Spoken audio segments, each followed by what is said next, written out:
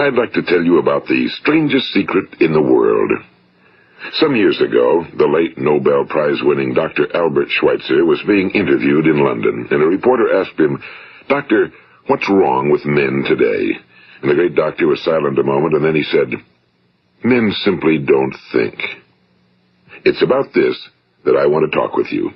We live today in a golden age. This is an era that man has looked forward to, dreamed of, and worked toward for thousands of years. But since it's here, we pretty well take it for granted. We in America are particularly fortunate to live in the richest land that ever existed on the face of the earth, a land of abundant opportunity for everyone. But do you know what happens? Well, let's take 100 men who start even at the age of 25. Do you have any idea what will happen to those men by the time they're 65? These 100 men who all start even at the age of 25 believe they're going to be successful. If you ask any one of these men if he wanted to be a success, he'd tell you he did. And you'd notice that he was eager toward life, that there was a certain sparkle to his eye, an erectness to his carriage, and life seemed like a pretty interesting adventure to him. But by the time they're 65, 1 will be rich. 4 will be financially independent. 5 will still be working. 54 will be broke. Now think a moment. Out of the 100, only 5 make the grade. Now why do so many fail? What has happened to the sparkle that was there when they were 25? What's become of the dreams, the hopes, the plans? And why is there such a large disparity between what these men intended to do and what they actually accomplished? When we say about 5% achieve success, we have to define success. And here's the best definition I've ever been able to find.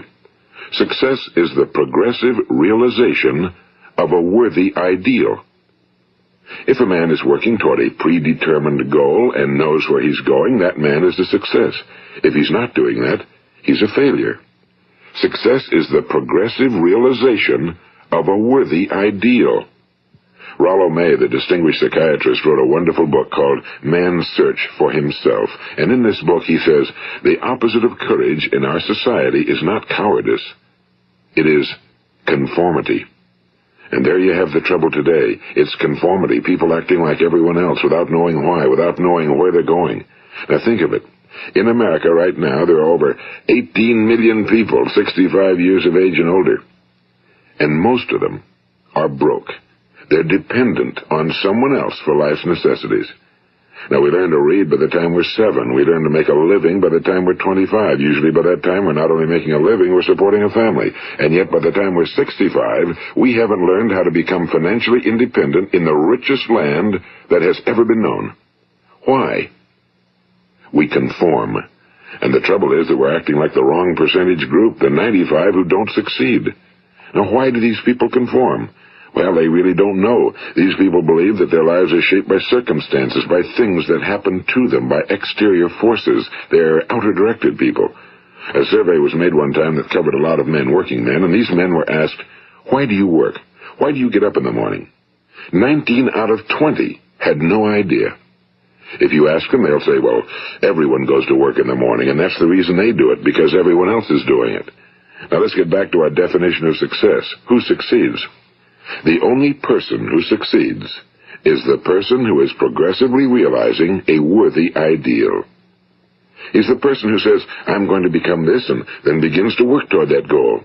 I'll tell you who the successful people are. A success is the school teacher who's teaching school because that's what he or she wants to do. The success is the woman who's a wife and mother because she wanted to become a wife and mother and is doing a good job of it. The success is the man who runs the corner gas station because that was his dream. That's what he wanted to do. The success is the successful salesman who wants to become a top-notch salesman and grow and build with his organization. A success is anyone who is doing deliberately a predetermined job because that's what he decided to do deliberately. But only 1 out of 20 does that. That's why today there isn't really any competition unless we make it for ourselves. Instead of competing, all we have to do is create. You know, for 20 years, I looked for the key which would determine what would happen to a human being. Was there a key I wanted to know which would make the future a promise that we could foretell to a large extent? Was there a key that would guarantee a person's becoming successful if he only knew about it and knew how to use it? Well, there is such a key, and I've found it. Have you ever wondered why so many men work so hard and honestly without ever achieving anything in particular, and others don't seem to work hard and yet seem to get everything? They seem to have the magic touch. You've heard them say that about someone. Everything he touches turns to gold. And have you ever noticed that a man who becomes successful tends to continue to become successful? And on the other hand, have you noticed how a man who's a failure tends to continue to fail? Well, it's because of goals. Some of us have goals, some don't. People with goals succeed because they know where they're going. It's that simple. Think of a ship leaving a harbor, and think of it with the complete voyage mapped out and planned. The captain and crew know exactly where it's going and how long it'll take. It has a definite goal. Now, 9,999 times out of 10,000, it will get to where it started out to get. Now, let's take another ship, just like the first, only let's not put a crew on it or a captain at the helm. Let's give it no aiming point, no goal, no destination. We just start the engines and let it go. I think you'll agree with me that if it gets out of the harbor at all, it will either sink or wind up on some deserted beach, a derelict. It can't go anyplace because it has no destination and no guidance, and it's the same with a human being. Take the salesman, for example. There's no other person in the world today with the future of a good salesman. Selling is the world's highest paid profession, if we're good at it and if we know where we're going. Every company needs top-notch salesmen, and they reward those men. The sky's the limit for them. But how many can you find? Someone once said the human race is fixed, not to prevent the strong from winning, but to prevent the weak from losing. The American economy today can be likened to a convoy in time of war. The entire economy is slowed down to protect its weakest link, just as the convoy had to go at the speed that would permit its slowest vessel to remain in formation. That's why it's so easy to make a living today. It takes no particular brains or talent to make a living and support a family today. So we have a plateau of so-called security, if that's what a person's looking for. But we do have to decide how high above this plateau we want to aim. Now let's get back to the strangest secret in the world, the story that I wanted to tell you today. Why do men with goals succeed in life and men without them fail? Well, let me tell you something which, if you really understand it, will alter your life immediately. If you understand completely what I'm going to tell you from this moment on, your life will never be the same again. You will suddenly find that good luck just seems to be attracted to you. The things you want just seem to fall in line, and from now on you won't have the problems, the worries, the gnawing lump of anxiety that perhaps you've experienced before. Doubt, fear, well, they'll be things of the past. Here's the key to success and the key to failure. We become what we think about. Now let me say that again. We become what we think about. Throughout all history, the great wise men and teachers, philosophers and prophets have disagreed with one another on many different things. It's only on this one point that they are in complete and unanimous agreement. Listen to what Marcus Aurelius, the great Roman emperor, said. A man's life is what his thoughts make of it. Disraeli said this, everything comes if a man will only wait. I brought myself by long meditation to the conviction that a human being with a settled purpose must accomplish it, and that nothing can resist a will that will stake even existence for its fulfillment. Ralph Waldo Emerson said this, a man is what he thinks about all day long. William James said, the greatest discovery of my generation is that human beings can alter their lives by altering their attitudes of mind. And he also said, we need only in cold blood act as if the thing in question were real, and it will become infallibly real by growing into such a connection with our life that it will become real. It will become so knit with habit and emotion that our interest in it will be those which characterize belief. And he also said, if you only care enough for a result, you will almost certainly attain it. If you wish to be rich, you will be rich. If you wish to be learned, you will be learned. If you wish to be good, you will be good. Only you must then really wish these things and wish them exclusively, and not wish at the same time 100 other incompatible things just as strongly. In the Bible you read in Mark 9:23, if thou canst believe, all things are possible to him that believeth. My old friend Dr. Norman Vincent Peale put it this way, this is one of the greatest laws in the universe. Fervently do I wish I had discovered it as a very young man. It dawned upon me much later in life, and I found it to be one of the greatest, if not my greatest discovery outside of my relationship to God. The great law, briefly and simply stated, is that if you think in negative terms, you will get negative results. If you think in positive terms, you will achieve positive results. That is the simple fact, he went on to say, which is at the basis of an astonishing law of prosperity and success. In 3 words, believe and succeed.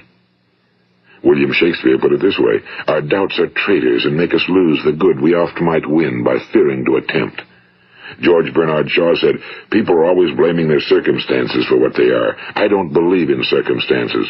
The people who get on in this world are the people who get up and look for the circumstances they want, and if they can't find them, make them. Well, it's pretty apparent, isn't it? And every person who discovered this for a while believed that he was the first one to work it out. We become what we think about. Now, it stands to reason that a person who's thinking about a concrete and worthwhile goal is going to reach it, because that's what he's thinking about, and we become what we think about. Conversely, the man who has no goal, who doesn't know where he's going, and whose thoughts must therefore be thoughts of confusion and anxiety and fear and worry, becomes what he thinks about. His life becomes one of frustration and fear and anxiety and worry. And if he thinks about nothing, he becomes nothing. Now, how does it work? Why do we become what we think about? Well, I'll tell you how it works as far as we know. Now, to do this, I want to tell you about a situation that parallels the human mind. Suppose a farmer has some land, and it's good, fertile land. Now, the land gives the farmer a choice. He may plant in that land whatever he chooses. The land doesn't care. It's up to the farmer to make the decision. Now, remember, we're comparing the human mind with the land because the mind, like the land, doesn't care what you plant in it. It will return what you plant, but it doesn't care what you plant. Now, let's say that the farmer has 2 seeds in his hand. One is a seed of corn. The other is nightshade, a deadly poison. He digs 2 little holes in the earth, and he plants both seeds, one corn, the other nightshade. He covers up the holes, waters, and takes care of the land, and what will happen? Invariably, the land will return what's planted. As it's written in the Bible, as ye sow, so shall ye reap. Now remember, the land doesn't care. It'll return poison in just as wonderful abundance as it will corn. So up come the 2 plants, one corn, one poison. Now, the human mind is far more fertile, far more incredible and mysterious than the land, but it works the same way. It doesn't care what we plant. Success, failure. A concrete, worthwhile goal, or confusion. Misunderstanding, fear, anxiety, and so on. But what we plant, it must return to us. You see, the human mind is the last great unexplored continent on Earth. It contains riches beyond our wildest dreams. It will return anything we want to plant. Now, you might say, well, if that's true, why don't people use their minds more? Well, I think they figured out an answer to that one, too. Our mind comes as standard equipment at birth. It's free, and things that are given to us for nothing we place little value on. Things that we pay money for, we value. The paradox is that exactly the reverse is true. Everything that's really worthwhile in life came to us free. Our minds, our souls, our bodies, our hopes, our dreams, our ambitions, our intelligence, our love of family and children and friends and country, all these priceless possessions are free. But the things that cost us money are actually very cheap and can be replaced at any time. A good man can be completely wiped out and make another fortune. He can do that several times. Even if our home burns down, we can rebuild it. But the things we got for nothing, we can never replace. The human mind isn't used because we take it for granted. Familiarity breeds contempt. It can do any kind of job we assign to it, but generally speaking, we use it for little jobs instead of big, important ones. Universities have proved that most of us are operating on about 10% or less of our abilities. So decide now, what is it you want? Plant your goal in your mind. It's the most important decision you'll ever make in your entire life. What is it you want? Do you want to be an outstanding salesman? A better worker at your particular job? Do you want to go places in your company? In your community? Do you want to get rich? All you've got to do is plant that seed in your mind, care for it, work steadily toward your goal, and it will become a reality. It not only will, there's no way that it cannot. You see, that's a law, like the laws of Sir Isaac Newton, the laws of gravity. If you get on top of a building and jump off, you'll always go down. You'll never go up, and it's the same with all the other laws of nature. They always work. They're inflexible. Think about your goal in a relaxed, positive way. Picture yourself in your mind's eye as having already achieved this goal. See yourself doing the things you will be doing when you've reached your goal. Ours has been called the phenobarbital age, the age of ulcers and nervous breakdowns and tranquilizers, at a time when medical research has raised us to a new plateau of good health and longevity. Far too many of us worry ourselves into an early grave, trying to cope with things in our own little personal ways, without learning a few great laws that will take care of everything for us. These things we bring on ourselves through our habitual way of thinking. Every one of us is the sum total of his own thoughts. He is where he is because that's exactly where he really wants to be, whether he'll admit that or not.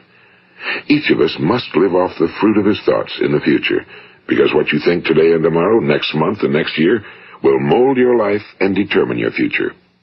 You're guided by your mind. I remember one time I was driving through eastern Arizona, and I saw one of those giant earth-moving machines roaring along the road at about 35 miles an hour with what looked like 30 tons of dirt in it. A tremendous, incredible machine, and there was a little man perched way up on top with the wheel in his hands guiding it. And as I drove along, I was struck by the similarity of that machine to the human mind. Just suppose you're sitting at the controls of such a vast source of energy. Are you going to sit back and fold your arms and let it run itself into a ditch? Or are you going to keep both hands firmly on the wheel and control and direct this power to a specific, worthwhile purpose? It's up to you. You're in the driver's seat. You see, the very law that gives us success is a two-edged sword. We must control our thinking. The same rule that can lead a man to a life of success, wealth, happiness, and all the things he ever dreamed of for himself and his family. That very same law can lead him into the gutter. It's all in how he uses it, for good or for bad. This is the strangest secret in the world. Now, why do I say it's strange, and why do I call it a secret? Actually, it isn't a secret at all. It was first promulgated by some of the earliest wise men, and it appears again and again throughout the Bible, but very few people have learned it, understand it. That's why it's strange, and why for some equally strange reason it virtually remains a secret. I believe that you could go out and walk down the main street of your town and ask one man after another what the secret of success is, and you probably wouldn't run into one man in a month who could tell you. Now, this information is enormously valuable to us if we really understand it and apply it. It's valuable to us not only for our own lives, but the lives of those around us, our families, employees, associates, and friends. Life should be an exciting adventure. It should never be a bore. A man should live fully, be alive. He should be glad to get out of bed in the morning. He should be doing a job he likes to do because he does it well. One time I heard Grove Patterson, the great late editor-in-chief of the Toledo Daily Blade, make a speech, and as he concluded his speech, he said something I've never forgotten. He said, "My years in the newspaper business have convinced me of several things. Among them, that people are basically good, and that we came from someplace, and we're going someplace. So we should make our time here an exciting adventure. The architect of the universe didn't build a stairway leading nowhere." And the greatest teacher of all, the carpenter from the plains of Galilee, gave us the secret time and time again. As ye believe, so shall it be done unto you. I've explained the strangest secret in the world and how it works. Now, on this side, I want to explain how you can prove to yourself the enormous returns possible in your own life by putting this secret to a practical test. I want you to make a test that will last 30 days. It isn't going to be easy, but if you'll give it a good try, it will completely change your life for the better. Now, back in the 17th century, Sir Isaac Newton, the English mathematician and natural philosopher, gave us some natural laws of physics which apply as much to human beings as they do to the movement of bodies in the universe. And one of these laws is that for every action, there is an equal and opposite reaction. Simply stated, as it applies to you and me, it means we can achieve nothing without paying the price. The results of your 30-day experiment will be in direct proportion to the effort you put forth. To be a doctor, you must pay the price of long years of difficult study. To be successful in selling, and remember that each of us succeeds to the extent of his ability to sell. Selling our families on our ideas, selling education in schools, selling our children on the advantages of living the good and honest life, selling our associates and employees on the importance of being exceptional people. To, of course, the profession of selling itself. But to be successful in selling our way to the good life, we must be willing to pay the price. Now, what is that price? Well, it's many things. First, it's understanding emotionally, as well as intellectually, that we literally become what we think about, that we must control our thoughts if we're to control our lives. It's understanding fully that as ye sow, so shall ye reap. Second, it's cutting away all fetters from the mind and permitting it to soar as it was divinely designed to do. It's the realization that your limitations are self-imposed and that the opportunities for you today are enormous beyond belief. It's rising above narrow-minded pettiness and prejudice. And third, it's using all your courage to force yourself to think positively on your own problem, to set a definite and clearly defined goal for yourself, to let your marvelous mind think about your goal from all possible angles, to let your imagination speculate freely upon many different possible solutions, to refuse to believe that there are any circumstances sufficiently strong to defeat you in the accomplishment of your purpose, to act promptly and decisively when your course is clear, and to keep constantly aware of the fact that you are, at this moment, standing in the middle of your own acres of diamonds, as Russell Conwell used to point out. And fourth, save at least 10% of every dollar you earn. It's also remembering that no matter what your present job, it has enormous possibilities, if you're willing to pay the price. Now let's just go over the important points in the price each of us must pay to achieve the wonderful life that can be ours. It is, of course, worth any price. 1. You will become what you think about. 2. Remember the word imagination and let your mind begin to soar. 3. Courage. Concentrate on your goal every day. 4. Save 10% of what you earn. And 5. Action. Ideas are worthless unless we act on them. Now, I'll try to outline the 30-day test I want you to make. Keep in mind that you have nothing to lose by making this test and everything you could possibly want to gain. There are 2 things that may be said of everyone. Each of us wants something, and each of us is afraid of something. I want you to write on a card what it is you want more than anything else. It may be more money. Perhaps you'd like to double your income or make a specific amount of money. It may be a beautiful home. It may be success at your job. It may be a particular position in life. It could be a more harmonious family. Each of us wants something. Now write down on your card specifically what it is you want. Make sure it's a single goal and clearly defined. You needn't show it to anyone, but carry it with you so that you can look at it several times a day. Think about it in a cheerful, relaxed, positive way each morning when you get up, and immediately you have something to work for, something to get out of bed for, something to live for. Look at it every chance you get during the day and just before going to bed at night. And as you look at it, remember that you must become what you think about, and since you're thinking about your goal, you realize that soon it will be yours. In fact, it's yours really the moment you write it down and begin to think about it.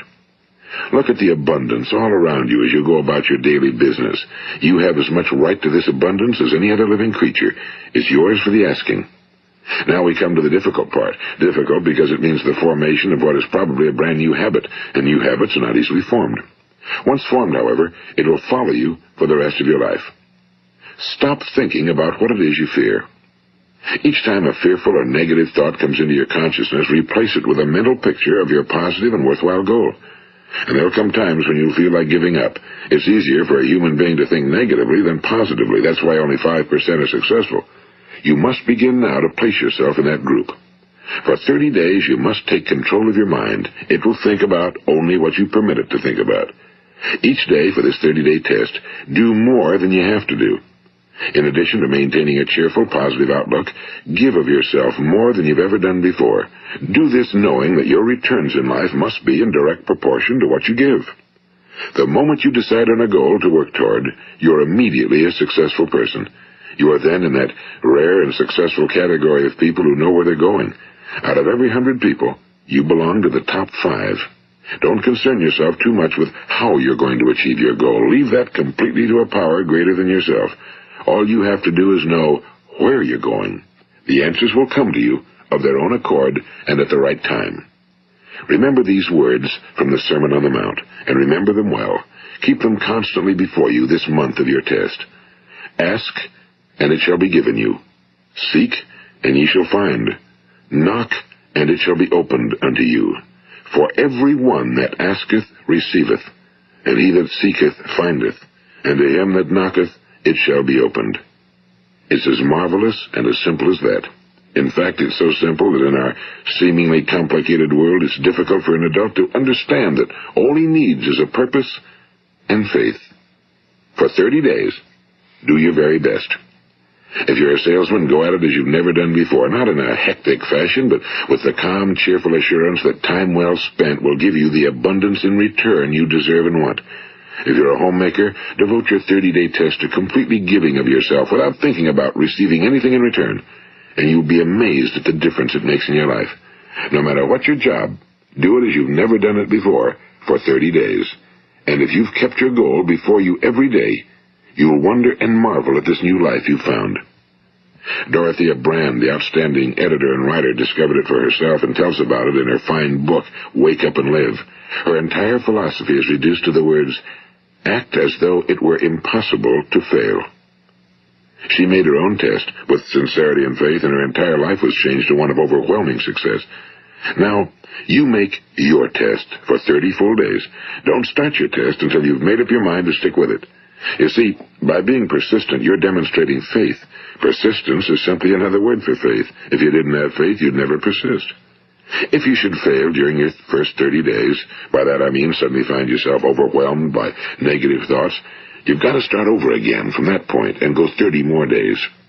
Gradually, your new habit will form until you find yourself one of that wonderful minority to whom virtually nothing is impossible.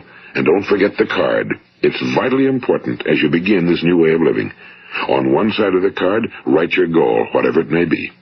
On the other side, write the words we've quoted from the Sermon on the Mount. Ask, and it shall be given you. Seek, and ye shall find. Knock, and it shall be opened unto you. Nothing great was ever accomplished without inspiration. See that during these crucial first 30 days, your own inspiration is kept at a peak. And above all, don't worry. Worry brings fear, and fear is crippling. The only thing that can cause you to worry during your test is trying to do it all yourself. Know that all you have to do is hold your goal before you. Everything else will take care of itself. Remember also to keep calm and cheerful. Don't let petty things annoy you and get you off course. Now, since making this test is difficult, some will say, why should I bother? Well, look at the alternative. No one wants to be a failure. No one really wants to be a mediocre individual. No one wants a life constantly filled with worry and fear and frustration. Therefore, remember that you must reap that which you sow. If you sow negative thoughts, your life will be filled with negative things. If you sow positive thoughts, your life will be cheerful, successful, and positive. Now, gradually, you will have a tendency to forget what you've heard on this recording. Play it often. Keep reminding yourself of what you must do to form this new habit. Gather your whole family around at regular intervals and listen to what's been said here. You know, most men will tell you that they want to make money without understanding the law. The only people who make money work in a mint. The rest of us must earn money. This is what causes those who keep looking for something for nothing or a free ride to fail in life. The only way to earn money is by providing people with services or products which are needed and useful. We exchange our time and our product or service for the other man's money. Therefore, the law is that our financial return will be in direct proportion to our service. Now, success is not the result of making money. Making money is the result of success, and success is in direct proportion to our service. Most people have this law backwards. They believe that you're successful if you earn a lot of money. The truth is that you can only earn money after you're successful. It's like the story of the man who sat in front of the stove and said to it, "Give me heat, and then I'll add the wood." How many men and women do you know, or do you suppose there are today, who take the same attitude toward life? There are millions. We've got to put the fuel in before we can expect heat. Likewise, we've got to be of service first before we can expect money. Don't concern yourself with the money. Be of service. Build, work, dream, create. Do this, and you'll find there's no limit to the prosperity and abundance that will come to you. Prosperity, you know, is founded upon a law of mutual exchange. Any person who contributes to prosperity must prosper in turn himself. Sometimes the return will not come from those you serve, but it must come to you from someplace, because that's the law. For every action, there is an equal and opposite reaction. As you go daily through your 30-day test period, remember that your success will always be measured by the quality and quantity of service you render, and money is a yardstick for measuring this service. No man can get rich himself unless he enriches others. Now, there are no exceptions to a law. You can drive down any street in America and from your car estimate the service that's being rendered by the people living on that street. Had you ever thought of this yardstick before? It's interesting. Some, like ministers and priests and other devoted people, measure their returns in the realm of the spiritual, but again, their returns are equal to their service. Once this law is fully understood, any thinking person can tell his own fortune. If he wants more, he must be of more service to those from whom he receives his return. If he wants less, he has only to reduce his service. This is the price you must pay for what you want. If you believe you can enrich yourself by deluding others, you can end only by deluding yourself. It may take some time, but just as surely as you breathe, you'll get back what you put out. Don't ever make the mistake of thinking you can avert this. It's impossible. The prisons and the streets where the lonely walk are filled with people who tried to make new laws just for themselves. We may avoid the laws of man for a while, but there are greater laws that cannot be broken. An outstanding medical doctor recently pointed out 6 steps that will help you realize success. 1. Set yourself a definite goal. 2. Quit running yourself down. 3. Stop thinking of all the reasons why you cannot be successful and instead think of all the reasons why you can. 4. Trace your attitudes back through your childhood and try to discover where you first got the idea you couldn't be successful, if that's the way you've been thinking. 5. Change the image you have of yourself by writing out a description of the person you would like to be. And 6. Act the part of the successful person you have decided to become. The doctor who wrote those words is a noted West Coast psychiatrist, Dr. David Harold Fink. Do what the experts since the dawn of recorded history have told you you must do. Pay the price by becoming the person you want to become. It's not nearly as difficult as living unsuccessfully. Make your 30-day test, then repeat it again, and each time it will become more a part of you until you'll wonder how you could ever have lived any other way. Live this new way, and the floodgates of abundance will open and pour over you more riches than you may have dreamed existed. Money? Yes, lots of it. But what's more important, you'll have peace. You'll be in that wonderful minority who lead calm, cheerful, successful lives. Start today. You have nothing to lose, but you have a whole life to win. This is Earl Nightingale, and thank you.